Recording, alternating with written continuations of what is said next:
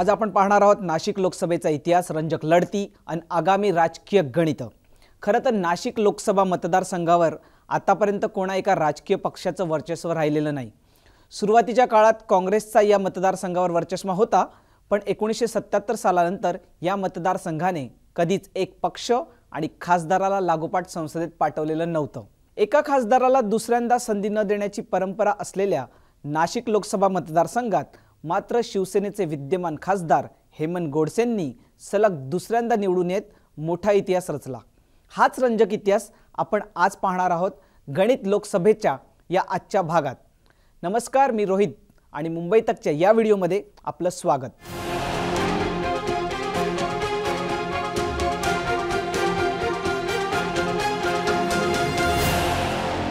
नाशिक लोकसभा मतदारसंघाचं गणित पाहण्याआधी आपण त्याचा रंजक असा इतिहास जाणून घेऊयात। या रंजक इतिहासाचे नायक आहेत ते म्हणजे खुद्द यशवंतराव चव्हाण। संयुक्त महाराष्ट्राचे पहिले मुख्यमंत्री यशवंतराव चव्हाण हे खरं तर पश्चिम महाराष्ट्राचे, त्यांची राजकीय जडणघडण देखील त्याच भागातली।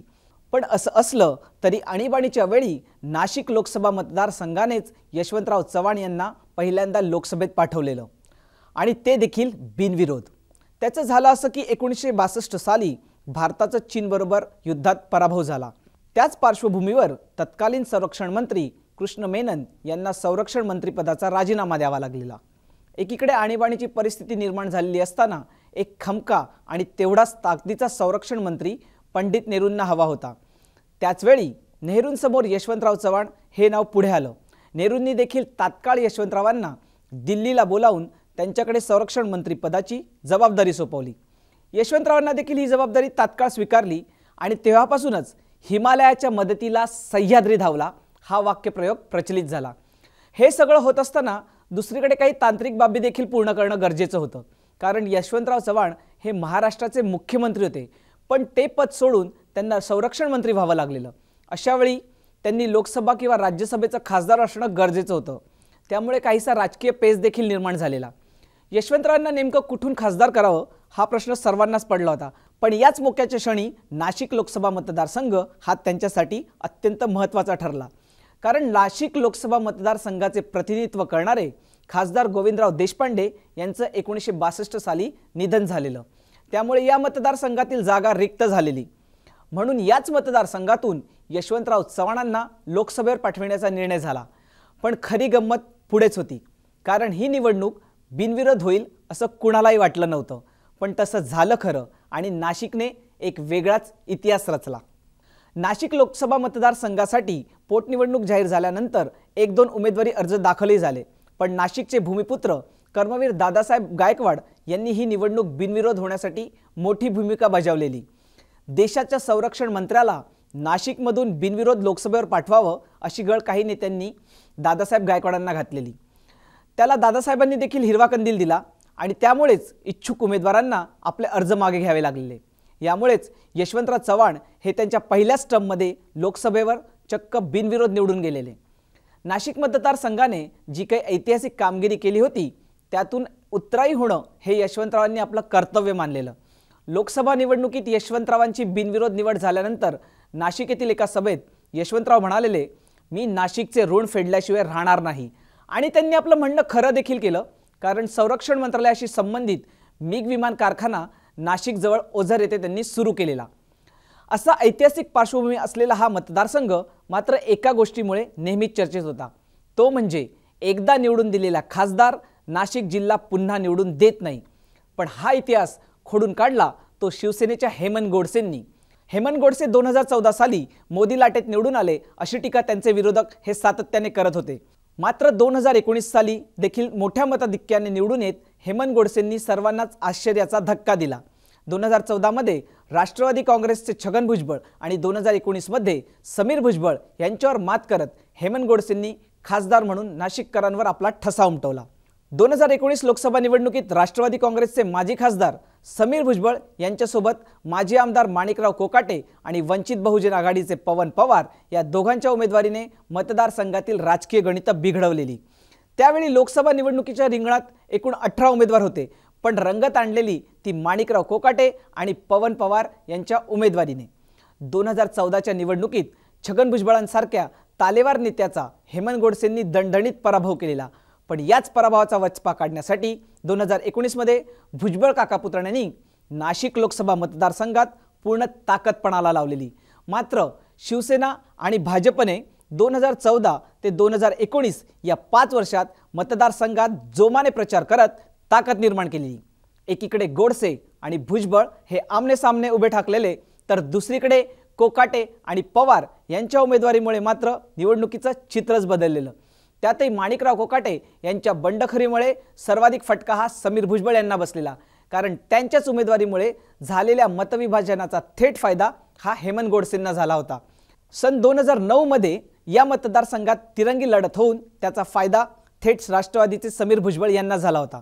त्यावेळी ते 22,000 मतांनी निवडून आलेले, पण 2014 आणि 2019 लोकसभा निवडणुकीत हेमंत गोडसेंनी भुजबळांना आसमान दाखवत दणदणीत विजय मिळवला होता।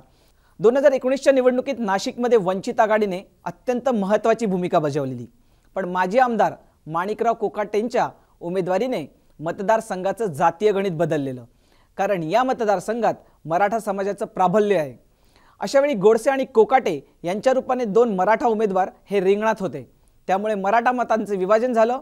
पण दुसरीकडे काँग्रेस आणि राष्ट्रवादीचा पारंपरिक असा मुस्लिम आणि दलित मतदार हा वंचित बहुजन आघाडीकडे वळल्याने जे मतदानाचं विभाजन झालं त्याचा थेट फायदा शिवसेनेचे उमेदवार हेमंत गोडसे यांना झालेला, आणि त्यांनी तब्बल 42 वर्षांनी या मतदारसंघात इतिहास रचला। शिवसेना शिंदे गटाचे विद्यमान खासदार हेमंत गोडसे हे आता सलग 3ऱ्यांदा निवडून येण्यासाठी प्रयत्नशील आहेत। तसेच हॅट्रिक करून एक नवा विक्रमी स्वतःच्या नावावर करण्यासाठी ते उत्सुक आहेत। मात्र असं असलं तरी त्यांच्यासाठी परिस्थिती म्हणावी तेवढी सोपी नाही। राज्यात शिवसेना आणि राष्ट्रवादी काँग्रेस यांच्यात फूट पडल्यामुळे त्याचा सगळा परिणाम हा जागा वाटपांवर होणार आहे। सध्या हेमंत गोडसे हे शिवसेना शिंदे गट यांच्यासोबत आहेत, त्यामुळे खासदार म्हणून ते आगामी निवडणुकीत आपला दावा कायम ठेवतील, पण भाजप देखील या जागेसाठी आग्रही असल्याचं समजते। त्यातही एक जोरदार चर्चा अशी आहे की खुद्द पंतप्रधान नरेंद्र मोदी हे स्वतः नाशिक लोकसभा मतदारसंघातून निवडणूक लढवण्याची शक्यता आहे। नुकतंच पंतप्रधान मोदींनी नाशिकचा दौरा केला होता, त्यावेळी त्यांना लोकसभा त्यांनी नाशिकमधून लढावी अशी मागणी काही जणांनी केलेली। जर पंतप्रधान मोदी हे नाशिक मतदारसंघातून निवडणूक लढवण्यास तयार झाले तर ही सगळ्यात मोठी आणि गेम चेंजर खेळ ठरू शकते। पण तसं झालं नाही तरी भाजपचा प्लॅन बी तयारच आहे, कारण भाजपने नाशिकच्या जागेवर सातत्याने दावा सांगितलाय। त्यामुळेच भाजपचे दिनकर पाटील, सीमा हिरे हे लोकसभा निवडणुकीसाठी तयारी करतायत। दुसरीकडे राष्ट्रवादी काँग्रेसच्या अजित पवार गटातून माजी खासदार समीर भुजबळ हे देखील याच मतदारसंघातून निवडणूक लढवण्यावर ठाम आहेत। असं असताना शिवसेनेच्या ठाकरे गटानं त्यांचे जिल्हाध्यक्ष विजय करंजकर यांच्या नावाची घोषणा देखील केली आहे। याशिवाय आणखी एक चर्चेत असलेलं नाव हे नाशिक मतदारसंघातून लोकसभा निवडणूक लढवण्याची दाट शक्यता आहे। ते नाव म्हणजे संभाजीराजे छत्रपती, कारण त्यांचा स्वराज्य हा पक्ष त्यांना नाशिकमधून निवडणूक लढवण्याचा आग्रह करतोय। मात्र याबाबत अद्याप कोणती स्पष्टता देण्यात आलेली नाही, पण जर संभाजीराजे या मतदारसंघातून निवडणुकीसाठी उभे राहिले तर ही निवडणूक अत्यंत चुरशीची होणार एवढं मात्र निश्चित। खासदार हेमंत गोडसे यांनी 2019 लोकसभा निवडणुकीत 5,63,599 मतं मिळवलेली, तर दुसऱ्या क्रमांकावर असलेले राष्ट्रवादीचे उमेदवार समीर भुजबळ यांनी तब्बल 2,71,395 मतं मिळवली होती। याशिवाय अपक्ष उमेदवार माणिकराव कोकाटे यांना देखील 1,34,527, तर वंचित बहुजन आघाडीचे पवन पवार यांना तब्बल 1,09,981 मतं मिळालेली। याच दोन्ही उमेदवारांना मिळालेल्या मतांच्या जोरावर हेमंत गोडसे हे दुसऱ्यांदा खासदार म्हणून निवडून येण्यात यशस्वी ठरलेले। म्हणूनच नाशिक मतदारसंघात वंचित हा एक महत्त्वाचा फॅक्टर ठरू शकतो। त्यामुळे आता वंचित आघाडी नेमकं कोणासोबत जाणार यावर बरीच राजकीय गणितं अवलंबून आहेत। सध्या झालेल्या युती आणि आघाडी पाहता सगळी राजकीय गणितं ही पूर्णपणे बदलून गेली आहेत। त्यामुळेच आगामी निवडणुकीत लोकसभा मतदारसंघातून नेमकं कोण बाजी मारणार हे पाहणं खूपच रंजक ठरणार आहे। तुम्हाला आमचा हा व्हिडिओ कसा वाटला हे आम्हाला कमेंट बॉक्समध्ये जरूर सांगा। याशिवाय असेच व्हिडिओ पाहण्यासाठी मुंबई तकला सबस्क्राइब करा आणि लोकसभा निवडणूक मतदारसंघाचे विश्लेषण पाहण्यासाठी mumbaitak.in या आमच्या वेबसाईटला जरूर भेट द्या। Thank you.